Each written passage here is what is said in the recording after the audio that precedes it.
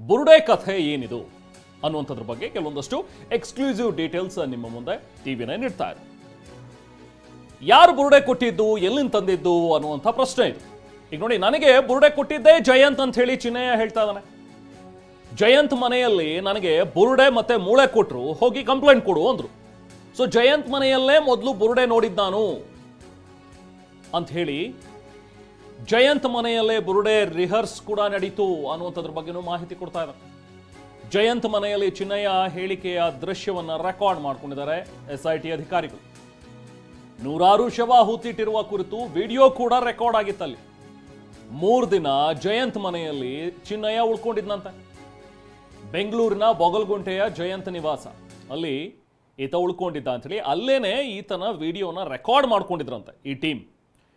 ಜಯಂತ್ ಮನೆಯಲ್ಲೇನೆ ಮೊದಲಿಗೆ ನಾನು ಬುರುಡೆ ನೋಡಿದ್ದು, ಆ ಬುರುಡೆಯನ್ನ ಚಿನ್ನಯ್ಯನಿಗೆ ಕೊಟ್ಟಿದ್ದೇ ಜಯಂತ್ ಅಂತ ಇದನ್ನ ಹೇಳ್ತಾ ಇರೋದು ಚಿನ್ನಯ್ಯ SIT ಮುಂದೆ. ಸೊ ಈಗಾಗಲೇ ಸ್ಥಳ ಮಹಜರ್ಗೆ ಅಂತ ಹೇಳಿ ಕರ್ಕೊಂಡು ಹೋದಂಥ SIT ಅಧಿಕಾರಿಗಳು ಆ ಪ್ರತಿಯೊಂದು ಜಾಗಗಳೇನಿತ್ತಲ್ಲ, ಎಲ್ಲೆಲ್ಲಿ ಕೂತ್ಕೊಂಡು ರಿಹರ್ಸ್ ಮಾಡಿದ್ರು, ಎಲ್ಲೆಲ್ಲಿ ಡಿಸ್ಕಷನ್ ಆಯಿತು, ಮನೆಯ ಒಳಗೆ ಟೆರೆಸ್ ಮೇಲೆ ಹೋಗಿ ಮಾತಾಡಿದ್ದು, ಎಲ್ಲ ಜಾಗದಲ್ಲೂ ಕೂಡ ಸ್ಥಳ ಮಹಜರನ್ನ ಮಾಡಿದೆ ಈಗ SIT ಅಧಿಕಾರಿಗಳು. ಸೊ ಆ ಟೈಮ್ನಲ್ಲಿ ಸಿಕ್ಕಿರುವಂತಹ ಒಂದು ಸ್ಫೋಟಕ ವಿಚಾರ ಏನಂತ ಹೇಳಿದ್ರೆ, ಇದುವರೆಗೂ ಚಿನ್ನಯ್ಯ ಬುರುಡೆ ತಗೊಂಡು ಬಂದ, ಕೋರ್ಟ್ಗೆ ಹೋದ, ನಾನೇ ಬುರುಡೆನ ತಗೊಂಡು ಬಂದೆ ಅಂತ ಹೇಳಿದ್ದು ಅದೆಲ್ಲವೂ ಕೂಡ ಒಂದು ಕಡೆ ಆಯಿತು. ಈಗ ವಿಚಾರಣೆ ಸಂದರ್ಭದಲ್ಲಿ ಬೇರೆದೇ ಕಥೆ ಹೇಳ್ತಾ ಇದ್ದಾರೆ. ಇನ್ನು ಜಯಂತ್ ಮನೆಯಲ್ಲೇ ಇತ್ತಂತೆ ಚಿನ್ನಯ್ಯನ ಬುರುಡೆ. ಬಾಡಿಗೆಗೆ ಪಡೆದಿದ್ದಂತಹ ಮನೆಯ ಕೊಠಡಿಯಲ್ಲೇ ಈ ಬುರುಡೆ ಇತ್ತು ಅನ್ನೋ ವಿಚಾರ ಇದೀಗ ಬೆಳಕಿಗೆ ಬಂದಿದೆ. ಪೀಣ್ಯದ ಮಿನಿ ಕಾಲೋನಿಯಲ್ಲಿರುವಂತಹ ಟಿ ಜಯಂತ್ ನಿವಾಸ, ಇಲ್ಲಿಂದಲೇ ದೆಹಲಿಗೆ ಬುರುಡೆಯನ್ನ ಕೊಂಡೊಯ್ದಿದ್ದ ಗ್ಯಾಂಗ್.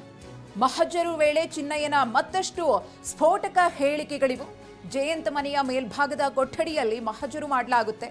ಮನೆ ಮೇಲಿರುವಂತಹ ಕೊಠಡಿಯಲ್ಲೂ ಕೂಡ SIT ಅಧಿಕಾರಿಗಳು ಶೋಧ ಕಾರ್ಯಾಚರಣೆಯನ್ನ ನಡೆಸ್ತಾರೆ. ಆ ಸಂದರ್ಭದಲ್ಲಿ ಚಿನ್ನಯ್ಯ ಒಂದಷ್ಟು ವಿಚಾರಗಳನ್ನ SIT ಅಧಿಕಾರಿಗಳ ಮುಂದೆ ಬಾಯ್ಬಿಟ್ಟಿದ್ದಾನೆ.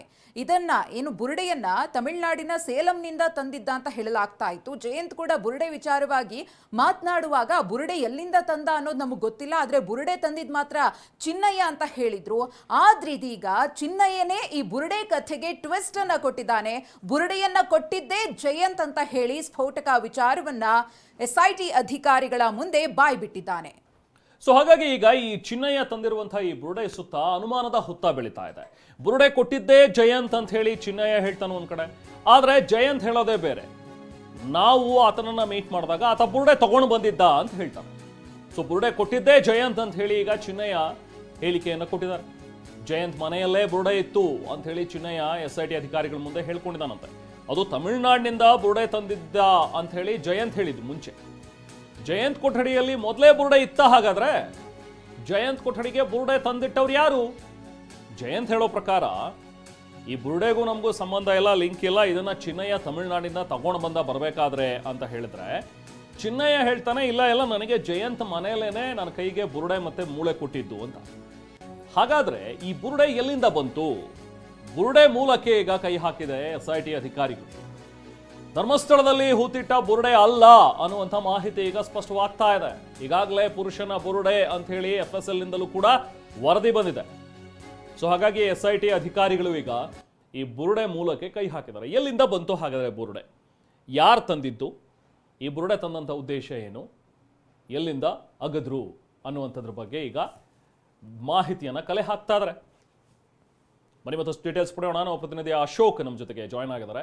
ಅಶೋಕ್, ಈಗ ಬುರುಡೆ ರಹಸ್ಯವನ್ನ ಕೆದಕ್ತಾ ಇರುವಂತಹ SIT ಅಧಿಕಾರಿಗಳು ಒಂದೊಂದೇ ವಿಚಾರಗಳನ್ನ ಹೊರಗಿಡುತ್ತಾ ಇದ್ದಾರೆ. ಅಂದ್ರೆ ಸಾಕಷ್ಟು ಸ್ಫೋಟಕ ವಿಚಾರಗಳು ಹೊರಬರ್ತಾ ಇವೆ. ಒಂದ್ ಕಡೆ ಚಿನ್ನಯ್ಯ ಹೇಳ್ತಾನೆ ನನಗೆ ಜಯಂತೆ ಕೊಟ್ಟಿದ್ದು ಈ ಬುರುಡೆನ ಅಂತ. ಬಟ್ ಬುರುಡೆ ಬಗ್ಗೆ ಜಯಂತ್ ಹೇಳೋದೇ ಬೇರೆ, ಚಿನ್ನಯ್ಯನ ತಮಿಳುನಾಡಿಂದ ತಂದಿದ್ದ ಅಂತೇಳಿ. ಸೊ ಎರಡು ವ್ಯತಿರಿಕ್ತವಾದಂತಹ ಹೇಳಿಕೆಗಳು. ಸೊ ಇದರ ಆಧರಿಸಿ ಈಗ SIT ನಡೆಸ್ತಾ ಇರುವಂತಹ ಒಂದು ವಿಚಾರಣೆ. ಈಗ ಈ ಒಂದು ಸಂದರ್ಭದಲ್ಲಿ ಮತ್ತಷ್ಟು ಡೀಟೇಲ್ಸ್ ಈ ಬಗ್ಗೆ ಏನು ಲಭ್ಯವಾಗ್ತಾ ಇದೆ ಅಶೋಕ್? ಬುರುಡೆಯ ರಹಸ್ಯ ಏನು ಹಾಗಾದ್ರೆ? ಯಾರಿಗೆ ಕೊಟ್ಟಿದ್ದು, ಎಲ್ಲಿಂದ ತಂದಿದ್ದು ಹಾಗಾದ್ರೆ? ಹೌದು ರೇಮನ್, ಈಗಾಗಲೇ ಬುರುಡೆ ಪ್ರಕರಣಕ್ಕೆ ಸಂಬಂಧಪಟ್ಟಂತೆ SIT ಅಧಿಕಾರಿಗಳು ಆರೋಪಿ ಚಿನ್ನಯ್ಯನನ್ನು ಹೆಚ್ಚಿನ ವಿಚಾರಣೆಗೆ ಒಳಪಡಿಸಿದ್ದಾರೆ. ಅದರಲ್ಲೂ ಪ್ರಮುಖವಾಗಿ ಬೆಂಗಳೂರಿನಲ್ಲಿ 2 ದಿವಸಗಳ ಕಾಲ ಮಹಜರ್ ಪ್ರಕ್ರಿಯೆಯನ್ನು ಆತನ ಇಟ್ಕೊಂಡು ಮಾಡಿರ್ತಕ್ಕಂಥದ್ದು. ಪ್ರಮುಖವಾಗಿ ಜಯಂತ್ ಅವರ ನಿವಾಸ, ಬೆಂಗಳೂರಿನ ನಿವಾಸದಲ್ಲಿ ಶೋಧ ಕಾರ್ಯವನ್ನು ಮಾಡಿದ್ದಾರೆ. ಈ ಸಂದರ್ಭದಲ್ಲಿ ಚಿನ್ನಯ್ಯ ಹಲವು ಸ್ಫೋಟಕ ಸತ್ಯ ಸಂಗತಿಗಳನ್ನು SIT ಅಧಿಕಾರಿಗಳ ಮುಂದೆ ಹೇಳಿರುವಂಥದ್ದು. ಅದರಲ್ಲೂ ಪ್ರಮುಖವಾಗಿ ಏನು ಆತ ನ್ಯಾಯಾಲಯದ ಮುಂದೆ ಒಂದು ಬುರುಡೆಯನ್ನು ಹಾಜರುಪಡಿಸಿದ, ಸೊ ಆ ಬುರುಡೆಯನ್ನು ಜಯಂತ್ ಅವರ ಮನೆಯಿಂದಲೇ ತಂದಿದ್ದಾನೆ ಎನ್ನುವಂಥ ಮಾಹಿತಿಯನ್ನು SIT ಅಧಿಕಾರಿಗಳ ಮುಂದೆ ಹೇಳಿದ್ದಾನೆ. ಸೊ ಅದಕ್ಕೆ ಸಂಬಂಧಪಟ್ಟಂತ ಮಹಜರ್ ಪ್ರಕ್ರಿಯೆ ಮತ್ತು ಸಂಪೂರ್ಣವಾದಂತಹ ಏನೇನಾಯ್ತು ಎಂಬುದನ್ನು ವಿಡಿಯೋ ಚಿತ್ರೀಕರಣವನ್ನು SIT ಅಧಿಕಾರಿಗಳು ಮಾಡ್ಕೊಂಡಿದ್ದಾರೆ. ಅಂದ್ರೆ ಆತ ಚಿನ್ನಯ್ಯ ಹೇಳಿರುವಂತದ್ದು ಜಯಂತ್ ಮನೆಯ ಮೇಲ್ಭಾಗದಲ್ಲಿ ಒಂದು ಕೊಠಡಿ ಇದೆ. ಸೊ ಆ ಕೊಠಡಿಯನ್ನು ಜಯಂತ್ ಅವರು ಬಾಡಿಗೆಗೆ ಅಂತ ಪಡ್ಕೊಂಡಿರ್ತಾರೆ. ಸೊ ಅದೇ ಒಂದು ಕೊಠಡಿಯಲ್ಲಿ ಈ ಬುರುಡೆ ಇತ್ತು. ಸೊ ಆ ಬುರುಡೆಯನ್ನು ನನಗೆ ಕೊಟ್ಟರು, ನನ್ನನ್ನು ಕೊಟ್ಟು ಈ ಬುರುಡೆಯನ್ನು ಇಟ್ಕೊಂಡು ಹೋಗಿ ಕಂಪ್ಲೇಂಟ್ ಕೊಡು ಅಂತ ಹೇಳಿದ್ರು ಎನ್ನುವಂತ ಮಾತನ್ನು ಚಿನ್ನಯ್ಯ ಹೇಳಿದ್ದಾನೆ. ಆದ್ರೆ ಜಯಂತ್ ಹೇಳುವುದು ಇದಕ್ಕೆ ತದ್ವಿರುದ್ಧ. ಅಂದ್ರೆ ಇವ ಚಿನ್ನಯ್ಯ ಬೆಂಗಳೂರಿಗೆ ಬರೋವಾಗ್ಲೇ ಈ ಬುರುಡೆಯನ್ನು ಇಟ್ಕೊಂಡು ಬಂದಿದ್ದ ಎನ್ನುವಂಥದ್ದನ್ನು ಜಯಂತ್ ಅವರು ಹೇಳಿರುವಂಥದ್ದು. ಅಂದ್ರೆ ಪ್ರಾರಂಭದಲ್ಲಿ ಆತ ತಮಿಳುನಾಡಿಂದ ಬೆಂಗಳೂರಿನ ಸ್ಯಾಟಲೈಟ್ ಬಸ್ ನಿಲ್ದಾಣಕ್ಕೆ ಚಿನ್ನಯ್ಯ ಬರ್ತಾನೆ. ಆ ಟೈಮಲ್ಲಿ ನಾನು ಅವನನ್ನು ಕರ್ಕೊಂಡು ಬರೋಕೆ ಹೋಗಿದ್ದೆ. ಸೊ ಅಲ್ಲಿಂದ ನೇರವಾಗಿ ಆತನ ಜೊತೆ ಮಾತನಾಡಿಸಿ ಮತ್ತು ವಕೀಲರ ಜೊತೆ ಮಾತನಾಡಿಸಿ ಆತನಿಗೆ 3 ದಿವಸಗಳ ಕಾಲ ನನ್ನ ಮನೆಯಲ್ಲಿ ಆಶ್ರಯ ನೀಡಿದೆ. ಪ್ರಾರಂಭದಲ್ಲಿ ಬಂದಾಗ ಆತನ ಜೊತೆ ಯಾವುದೇ ರೀತಿಯಾದ ಮೆಟೀರಿಯಲ್ ಇರಲಿಲ್ಲ. ಆದ್ರೆ ಯಾವಾಗ ಇವರು ದೆಹಲಿಗೆ ಹೋಗ್ತಾರೆ, ಅಂದ್ರೆ 3ನೇ ಸಾರಿ ಬಂದಂತ ಟೈಮಲ್ಲಿ ಆತ ಒಂದು ಮೆಟೀರಿಯಲ್ ಇಟ್ಕೊಂಡು ಬಂದಿದ್ದ, ಅಂದ್ರೆ ಬುರುಡೆಯನ್ನು ಇಟ್ಕೊಂಡು ಬಂದಿದ್ದೆ ಎನ್ನುವಂತ ಮಾತನ್ನು ಜಯಂತ್ ಅವರು ಹೇಳ್ತಾರೆ. ಹೀಗೆ ಒಬ್ಬರ ಮೇಲೆ ಒಬ್ರು ಆರೋಪ ಪ್ರತ್ಯಾರೋಪಗಳನ್ನು ಮಾಡ್ತಾ ಇದ್ದಾರೆ. ಈ ನಡುವೆ ಗಿರೀಶ್ ಮಠನ್ ಅವರದ್ದು ಇನ್ನೊಂದು ವರ್ಷನ್, ಅವ್ರು ಹೇಳುವಂತದ್ದು ಧರ್ಮಸ್ಥಳ ಭಾಗದಿಂದ ಈ ಬುರುಡೆಯನ್ನು ತಂದಿದ್ದೇವೆ ಅಂತ ಹೇಳಿ. ಅವ್ರು ಹೇಳೋದು ಈ ಧರ್ಮಸ್ಥಳ ಭಾಗದಿಂದ ಈ ಬುರುಡೆಯನ್ನು ತಂದಿದ್ದೇವೆ, SIT ಅಧಿಕಾರಿಗಳು ಈ ಬಗ್ಗೆ ತನಿಖೆ ಮಾಡಿ ಅಂತ ಹೇಳಿ. ಸೊ ಇಲ್ಲಿ 3 ಹೇಳಿಕೆಗಳು ಕೂಡ ತದ್ವಿರುದ್ಧ ಆಗಿದೆ.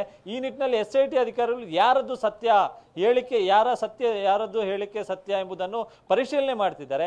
ಈ ಹಿನ್ನೆಲೆಯಲ್ಲಿ ಎಲ್ಲರನ್ನು ಕೂಡ ವಿಚಾರಣೆ ಒಳಗೊಡಿಸಬೇಕಿದೆ. ಈಗ ಚಿನ್ನಯ್ಯ ಮಾತ್ರ ಪೊಲೀಸ್ ಕಸ್ಟಡಿಯಲ್ಲಿ ಇದ್ದಾನೆ. ಈಗ ಮುಂದಿನ ದಿನಗಳಲ್ಲಿ ಜಯಂತ್ ಅವರನ್ನು ಕೂಡ ಕಸ್ಟಡಿಗೆ ಪಡ್ಕೋಬೇಕು. ಗಿರೀಶ್ ಮಠನ್ ಅವರಿಗೂ ಕೂಡ ನೋಟಿಸ್ ನೀಡಿ ವಿಚಾರಣೆಗೆ ಪಡ್ಕೊಂಡು ಅವರನ್ನು ಕೂಡ ಕಸ್ಟಡಿ ಪಡ್ಕೊಳ್ಳುವ ಸಾಧ್ಯತೆ ಇದೆ. ಹೀಗಾಗಿ ಬುರುಡೆಯ ಮೂಲ ಯಾವುದು ಎಂಬುದ ತಾರ್ಕಿಕ ಅಂತ್ಯಕ್ಕೆ SIT ಅಧಿಕಾರಿಗಳು ಬರಬೇಕಾಗಿದೆ. ಈ ನಡುವೆ ಚಿನ್ನಯ್ಯ ಇನ್ನೊಂದು ಹೇಳಿಕೆ ನೀಡಿರುವಂತದ್ದು, ಪ್ರಾರಂಭದಲ್ಲಿ ಬಂದಾಗಲೇ ಜಯಂತ್ ಅವರ ಮೊಬೈಲ್ ಅಲ್ಲಿ ನನ್ನ ಹೇಳಿಕೆಯನ್ನು ರೆಕಾರ್ಡ್ ಮಾಡ್ಕೊಂಡ್ರು ಅಂತ ಹೇಳಿ. ಅಂದ್ರೆ ಈ ಕತೆ ದೂರರ್ಜಿಯಲ್ಲಿ ಉಲ್ಲೇಖ ಮಾಡಿರ್ತಕ್ಕಂಥ ಕತೆ ಇದೆ, ಇದರ ಸಂಪೂರ್ಣ ವಿಡಿಯೋ ರೆಕಾರ್ಡ್ ಅನ್ನು ಜಯಂತ್ ಅವರು ಮಾಡ್ಕೊಂಡಿದ್ರು.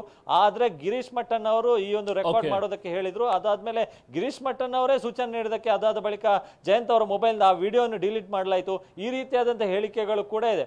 ಯಾವಾಗ ಬುರುಡೆಯನ್ನು ಇಟ್ಕೊಂಡು ಈ ತಂಡ ದೆಹಲಿಗೆ ಹೋಗುತ್ತೆ, ಅಂದ್ರೆ ಸುಜಾತಾ ಭಟ್ ಇರ್ತಾರೆ, ಗಿರೀಶ್ ಮಠನ್ ಅವರು ಇರ್ತಾರೆ, ಜಯಂತ್ ಅವರು ಇರ್ತಾರೆ, ಚಿನ್ನಯ್ಯ ಇರ್ತಾರೆ, ಈ 4 ಜನರು ಕೂಡ ಈ ಬುರುಡೆಯನ್ನು ಇಟ್ಕೊಂಡು ದೆಹಲಿಗೆ ಹೋಗಿ ಅಲ್ಲಿ ಸುಪ್ರೀಂ ಕೋರ್ಟ್ ವಕೀಲರನ್ನು ಭೇಟಿ ಆಗ್ತಾರೆ. ಸುಪ್ರೀಂ ಕೋರ್ಟ್ ಮೂಲಕ ಈ ಒಂದು ತನಿಖೆಗೆ ಆದೇಶವನ್ನು ಮಾಡುವಂತ ನಿಟ್ಟಿನಲ್ಲಿ ಅದಕ್ಕೆ ಒಂದು ಅರ್ಜಿಯನ್ನು ಸಲ್ಲಿಸ್ತಾರೆ. ಆದ್ರೆ ಸುಪ್ರೀಂ ಕೋರ್ಟ್ ಇವರ ಅರ್ಜಿಯನ್ನು ರಿಜೆಕ್ಟ್ ಮಾಡುತ್ತೆ. ತಾವು ಸ್ಥಳೀಯ ಪೊಲೀಸ್ ಠಾಣೆಗೆ ಹೋಗಿ ದೂರು ಕೊಡಿ ಅಂತ ಹೇಳ್ತಾರೆ. ಅದಾದ ಬಳಿಕ ಅವರು ಹೈಕೋರ್ಟ್ಗೆ ಬರ್ತಾರೆ. ಹೈಕೋರ್ಟ್ ನಲ್ಲಿ ಈ ಒಂದು ದೂರು ಅರ್ಜಿಯನ್ನು ಸಲ್ಲಿಸ್ತಾರೆ. ಆ ಟೈಮಲ್ಲಿ ಜಿಲ್ಲಾ ನ್ಯಾಯಾಲಯದ ಮೂಲಕ ಸಾಕ್ಷ್ಯ ಸಂರಕ್ಷಣಾ ಕಾಯ್ದೆ ಇದೆ, ಅದರ ಮೂಲಕ ಒಂದು ಕಾಯ್ದೆಯ ಅನುಕೂಲವನ್ನು ಪಡ್ಕೊಂಡು ಇಲ್ಲಿ ಧರ್ಮಸ್ಥಳ ಪೊಲೀಸ್ ಠಾಣೆಯಲ್ಲಿ ಪ್ರಕರಣವನ್ನು ದಾಖಲಿಸಿದೆ. ಸೊ ಬೆಂಗಳೂರಿಂದ ಡೆಲ್ಲಿ ಹೋಗುತ್ತೆ ಬುರುಡೆ, ಡೆಲ್ಲಿಯಿಂದ ವಾಪಸ್ ಮಂಗಳೂರು ಬರುತ್ತೆ, ಮಂಗಳೂರಿಂದ ಮತ್ತೆ ಬೆಳ್ತಂಗಡಿ ನ್ಯಾಯಾಲಯಕ್ಕೆ ಆ ಒಂದು ಬುರುಡೆಯನ್ನು ಹಾಜರುಪಡಿಸಿರ್ತಕ್ಕಂಥದ್ದು. ಹೀಗಾಗಿ ಆ ಬುರುಡೆ ತಂದಿದ್ದು ಎಲ್ಲಿಂದ ಎನ್ನುವಂತಹ ಪ್ರಶ್ನೆಗಳಿಗೆ ಸಾಕಷ್ಟು ಇವರ ನಡುವೆ ಆರೋಪ ಪ್ರತ್ಯಾರೋಪಗಳು ಇರೋದ್ರಿಂದಾಗಿ SIT ಅಧಿಕಾರಿಗಳು ಇದರ ಆಳವಾದಂತಹ ತನಿಖೆಗೆ ಇಳಿದಿದ್ದಾರೆ. ಜಯಂತ್ ಅವರು ಹೇಳ್ತಾರೆ ಚಿನ್ನಯ್ಯ ತಂದಿದ್ದು ಅಂತ, ಚಿನ್ನಯ್ಯ ಹೇಳ್ತಾರೆ ಜಯಂತ್ ಅವರ ಮನೆಯಲ್ಲಿ ಸಿಕ್ತು ಅಂತ ಹೇಳಿ. ಸೊ ಏನಿದ್ರ ಮರ್ಮ ಏನಿದೆ, ಈ ಬುರುಡೆ ಮೂಲ ಯಾವುದು, ಇದೆಲ್ಲವನ್ನು ಕೂಡ SIT ಅಧಿಕಾರಿಗಳು ಇನ್ನು ಕೆಲವೇ ದಿನಗಳಲ್ಲಿ ತಿಳಿದುಕೊಳ್ಳಲಿಕ್ಕಿದ್ದಾರೆ. Rehman. Right, thank you Ashok.